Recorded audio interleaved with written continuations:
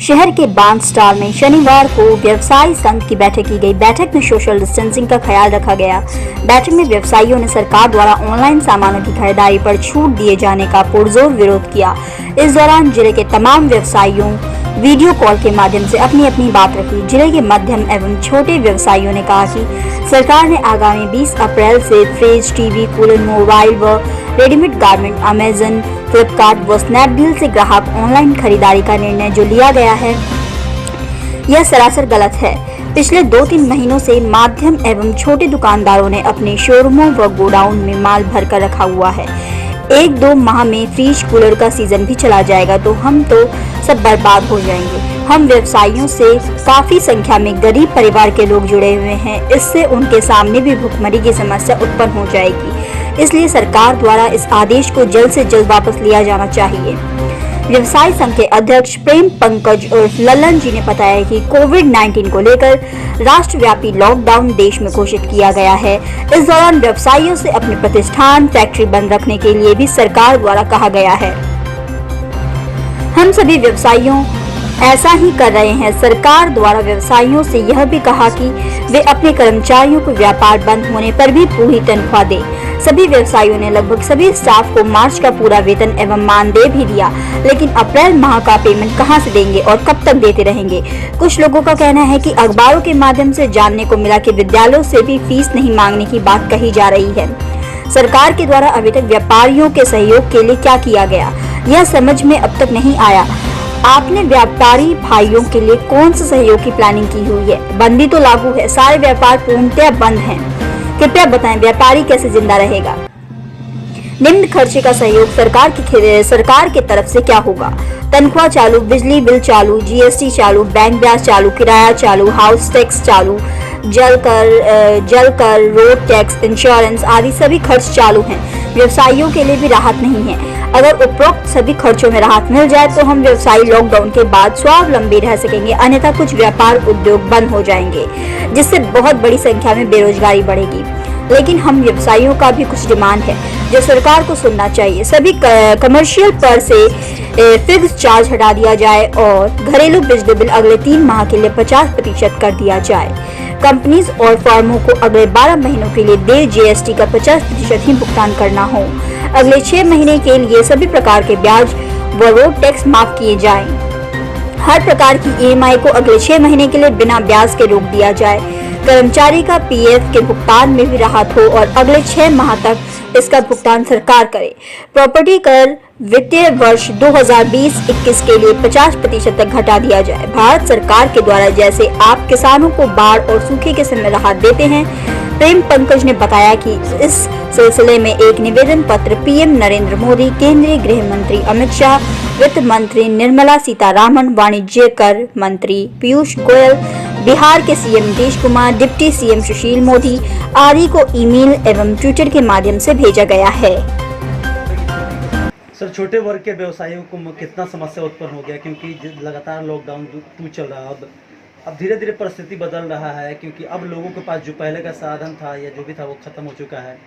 और किसानों की बात किया जाए तो आपके यहाँ ज़्यादातर मशीनरी किसानों का होता है, तो किसानी अभी कटने का समय है। ऐसे में कई जगह समस्या भी उत्पन्न हो रहा है। सर, जो भी बाहर के स्टाफ हैं वो तो क्वारंटाइन में हैं। बिल्कुल, सरकार के द्वारा हम लोग को साथ देने के लिए सरकार के द्वारा अनेकों सुविधाएं दी गई हैं, लेकिन आपको बता दें फसल के संबंधित सारी छूट सरकार द्वारा दी गई है। लेकिन बाहर से मजदूर मंगाने थे, हार्वेस्टर के ड्राइवर मंगाना था, काफ़ी परेशानी हुई और समय भी लगा। लेकिन लेट होने के बाद, अनेकों परेशानी के बाद सरकार के द्वारा जो बाद में डिसीजन लिया जाता था वो पहले लेना चाहिए था। इसको सरकार के द्वारा सुझाव देंगे कि ये आने वाला समय जो मुसीबत सामने दिख रहा है उस पर पहले सोचा जाए। और यानी कहने का मतलब व्यवसायियों के लिए हित में कुछ जल्द से जल्द फैसला लिया जाए। जी बिल्कुल। कौन सा वस्तु वो नहीं सोची है कि किस टाइप का फ्रिज, एसी, छोटा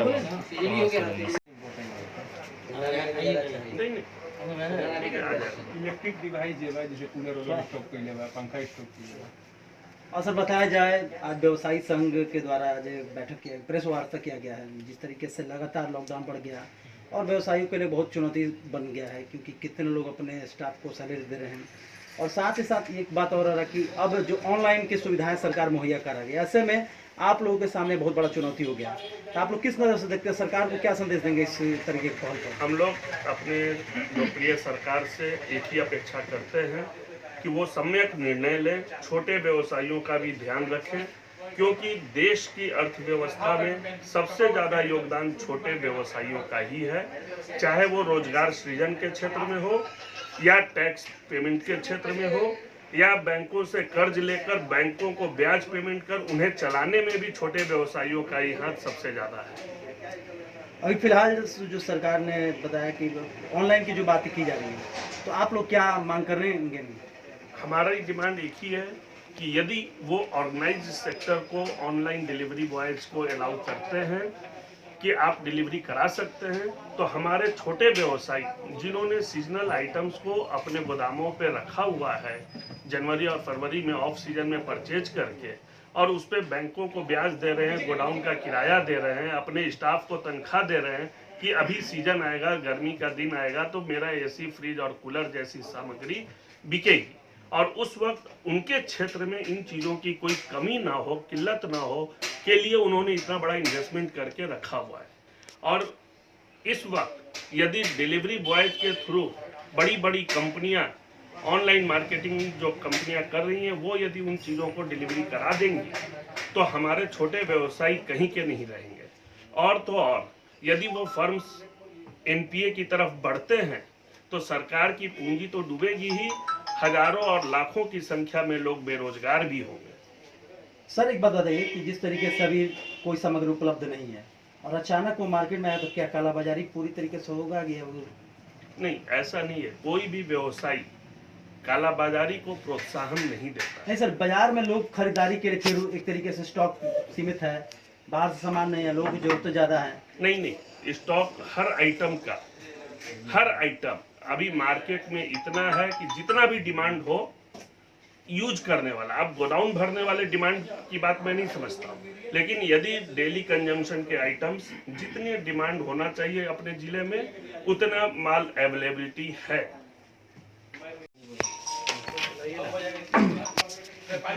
व्यवसायियों की प्रेजेंट कठिनाई पूछिए। सर व्यवसायी को वर्तमान कठिनाई क्या है, समस्या क्या, कितनी परेशानी हो रही है? बिजली और कई चीज़ों के लेकर काफ़ी परेशानी बढ़ रही है। अभी हम लोग जो प्रेजेंट में स्थिति देख रहे हैं कि हमारी प्रतिष्ठानें बंद हैं, हमने अपने स्टाफ्स को सैलरी भी पेमेंट किया है। सरकार से हम लोग ये अपेक्षा करते हैं कि वो जो बिजली का बिल है उस पर से कम फिक्स चार्ज हटा दें और मिनिमम गारंटी जो लेते हैं उसको हटा दें। हमारे द्वारा कंज्यूम्ड यूनिट्स का ही पेमेंट आगामी 6 माह तक वो लोग लें, क्योंकि फिक्स चार्ज में क्या होता है कि हमारे द्वारा लिए गए लोड, डिपार्टमेंट के द्वारा सैंक्शनड लोड का 80% मान लिया जाता है कि आपके यहाँ कंजम्पशन हो रहा है। हमारी यूनिट्स अभी चल नहीं रही हैं, हमें तनख्वाह का भी बोझ है, ब्याज का भी बोझ है। कहीं से ब्याज में हमें कोई रियायत नहीं दी गई है, बल्कि बैंकों ने जो अनाउंसमेंट किया कि हम 3 माह ब्याज नहीं मांगेंगे, लेकिन वो मांगेंगे नहीं, उस ब्याज पे ब्याज लेते रहेंगे जब तक कि मैं उसका पेमेंट ना करूं। तो ये तो पैनल इंटरेस्ट भी हम पेमेंट कर रहे हैं, तो वो कहीं से भी सरकार ने हमें अभी रियायत नहीं दी है। तो हम सरकार से हमेशा ये अपेक्षा करते हैं कि छोटे व्यवसायी जो सबसे बड़े नियोक्ता हैं, रोजगार प्रदाता हैं, उनके लिए भी सम्यक ध्यान दें और बिजली बिल पर और बैंकों के ब्याज पर ध्यान दें। सिर्फ ये प्रलोभन न दें कि बैंक ब्याज पे पैसा देने को तैयार है, ब्याज पे पैसा लेके टैक्स जमा कर दो। ये प्रलोभन से व्यवसायी यदि फंसते हैं तो वो अकाउंट एनपीए भविष्य में होना ही। स्टाफ का सैलरी देना, बिजली का बिल देना, प्लस कंपनी का जो बकाया है उनका पेमेंट देने की दिक्कत आ रही है, प्लस जो बैंक से अगर है तो सूद ब्याज लग रहा है। इस तरह की दिक्कतें बहुत सारी फेस हो रही हैं। प्लस हम लोग की अर्निंग पूरी जीरो है।